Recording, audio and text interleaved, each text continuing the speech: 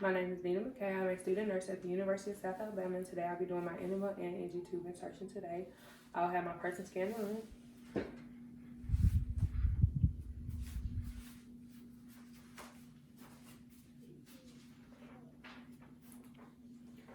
I would then check hospital policy with patient care order form before I went into the patient's room, perform hand hygiene, and check the two identifiers. I have Jaguar Jones, date of birth August 25th, 1963. Jaguar Jones, date of birth August 25th, 1963. That he is allergic to penicillin and he is allergic to penicillin. Do you have any other allergies I need to know about, mister? No. Alright. I would then perform hand hygiene once again before I provided privacy, and I would then raise the bed up to a working height and lower the bed rails, and then I will assess for vital signs. I also take 4 bowel sounds and place the pulse oximeter on the patient's finger, and I will leave that on the entire procedure. I would then, if there was any deterioration in vital signs or the pulse O2 saturation, I would not start the procedure. I would wait till the patient's stability has been determined. I would make sure I have all of my items and everything before I begin. I would don on my goggles.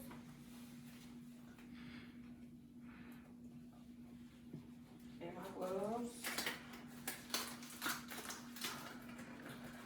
And then I would assign a patient, a cue with the patient. If you feel any pain or if it becomes unbearable, I need you to raise your right hand for me. Alright.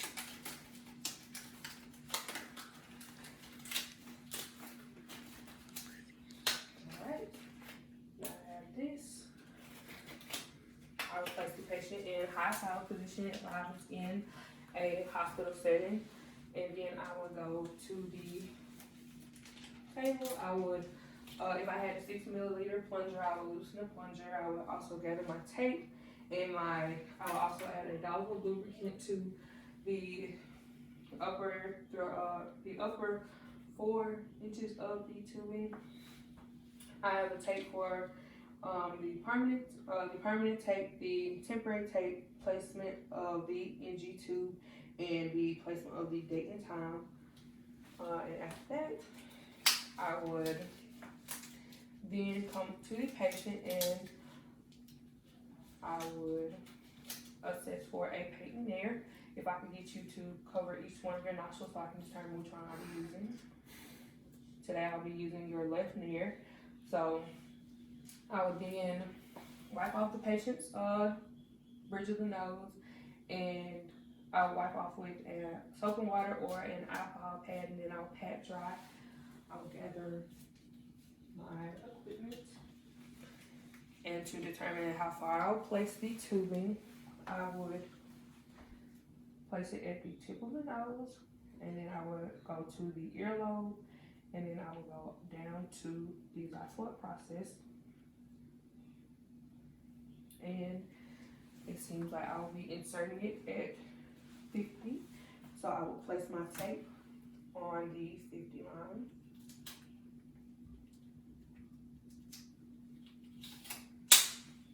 Alright. So I have determined that. I would then grab a towel, place across the patient's chest,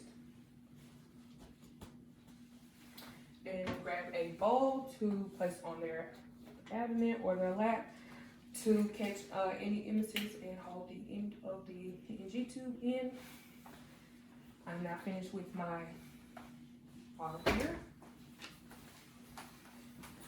That is their abdomen, this is their chest. I have them in high phallus position. Alright, that I have that.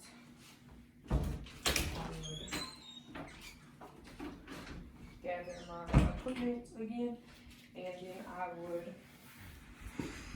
lubricate the upper 3 to 4 inches of the tubing. I would coil it around my hand and then uncoil it.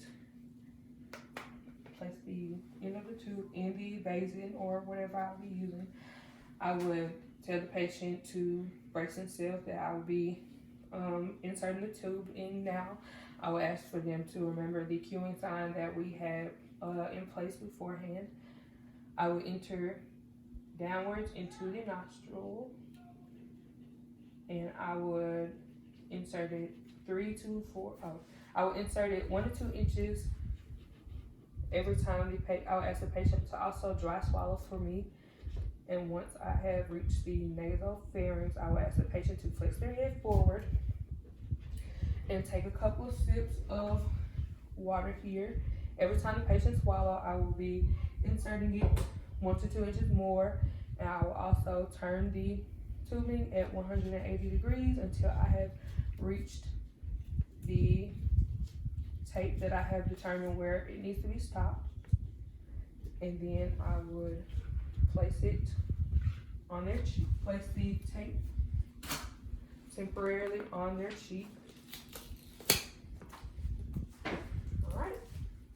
Once I have done that, I will use my pen light and tongue gauge to assess the placement of the tube.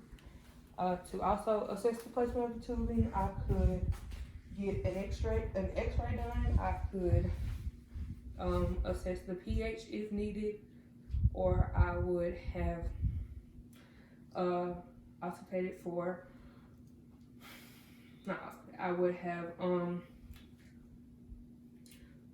tested the gastric contents. After that, I would place on my permanent tape. I'll place this portion on the bridge of the nose, and I will remove the other piece of tape and discard it properly. And I would have this here and have it there. I will then place the clip on the gown, on the patient's gown, allowing them to be able to move their head around for any slack or anything.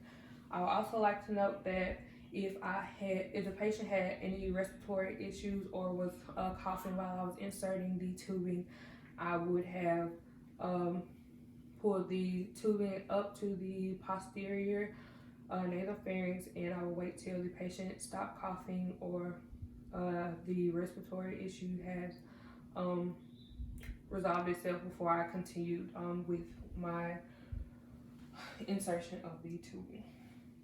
Now I will be demonstrating what I will be doing if I had to use my tubing, any suctioning. If I wasn't using any suctioning, I would leave it like this and keep it above stomach level. I would keep the blue pigtail capped on and leave it above stomach level. But since I will be using intermittent suctioning, I would remove the blue pigtail, and I would turn on the suctioning and place the suctioning on, and continue to keep the suction, the blue pigtail above stomach level. Now that I have that situated, I would clean up my area.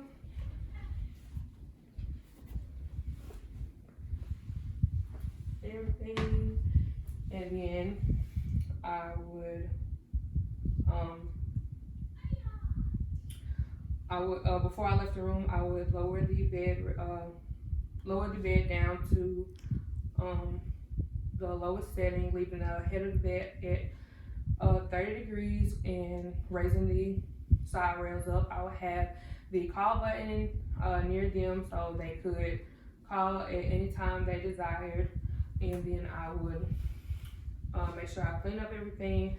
I remove my gloves and I perform hand hygiene before I exit the room. And when I do exit the room, I would have documented the type and the size of the NG tube. I would document the characteristics of the secretions. I would document whether how the patient took the procedure. I would document the time and date. I would document which nail I used, and I would document whether there was any suction used. And then after I have done that, I would say that I was giving the orders to remove the NG tube. And now that I have done that, I would raise the bed back up to high phallus position after I have raised the bed up to a comfortable working height and lowered the side rails. I would turn off the suctioning, and I will auscultate for bowel sounds. Once I have done that, I'll remove the suctioning and place the tubing back on. I would then take off the tape off the bridge of the nose.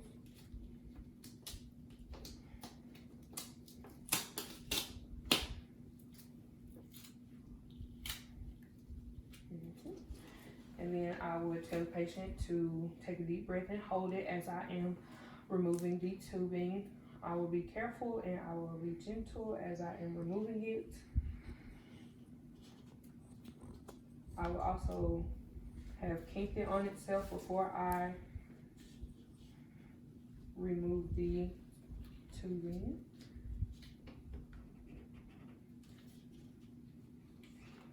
Making sure that I'm careful as I am pulling it out of the nair, and then I would discard of the tubing, making sure that I left the patient at a working bed height. I would perform oral care, and then after that, I would make sure the patient is now comfortable. I would then lower the bed down and raise the side rails. I would leave the patient in a comfortable position, and then I would clean up my mess and remove my gloves and my goggles. But for purposes to keep my video in time length, I would leave this on. But I'll remove my goggles and my gloves, and then after that, I would document again how the patient was left. I would document once again, and then now I'll be doing my the enema portion of my video. If the cameraman will follow me into the bathroom where I have my contents. Alright, here I have my enema bag. I have it clamped here so that I can fill my bag up to 750 to 1,000 milliliters of warm water before I add my Castile soap.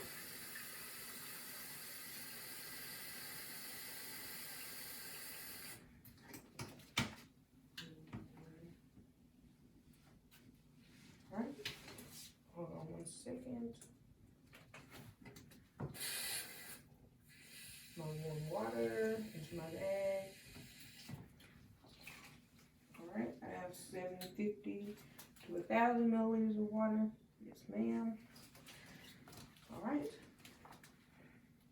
I will now be adding in my Castile soap, and then after that, I will agitate the bag.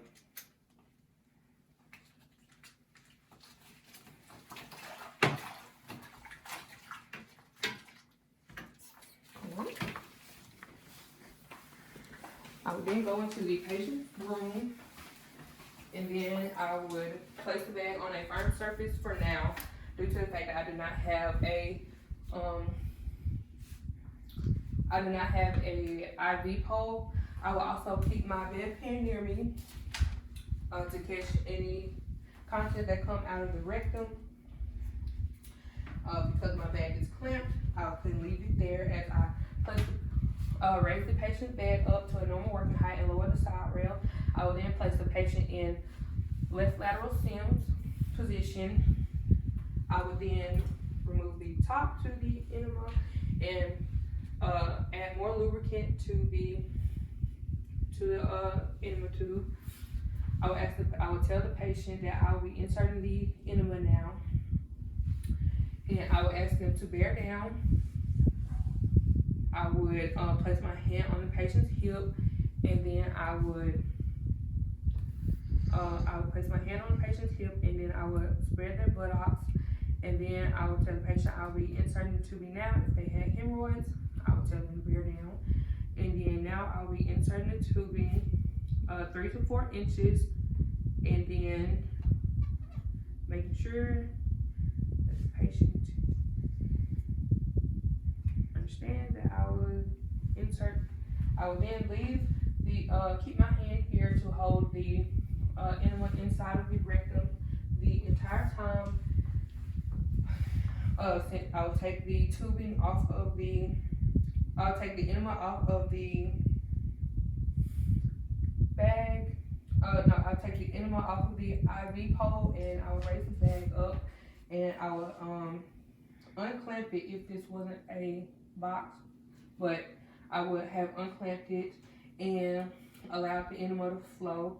I will hold the bag up 12 to 18 inches high, and then if the patient is feeling uncomfortable, I would lower the bag. But if the pain is unbearable, I would stop the enema altogether. Once the enema has been completed, I would tell the patient that I'll be removing it, and I would remove it slowly, and then I would discontinue the enema. After that, I would ask the patient if they could keep the contents of the enema for about 10 to 15 minutes, and then after that, I would come back and I would help them to either the bedpan or the commode, and I would allow them to expel the contents of the enema. After that, I would help the patient back to their bed, and then I would raise the bed up, and then I would raise the bed up, and then take the bed down and raise the side rails up, and place the patient in a comfortable position, and then I would document the amount of the contents, how the patient was left after the procedure was done. I will also document the color and consistency of the content that came out of the rectum. And I have here 2 types of bedpans. If I was using this type of bedpan, the buttocks would sit here and the legs would go on this area. And if I was to set a patient on this type of bedpan, the buttocks would go here and the legs would go down here. I would then, after I allow the patient to be lowered and the bed rails to be raised, I would remove my gloves and wash my hands and document anything else that needs to be documented. And then I will also remove my goggles. And that's it.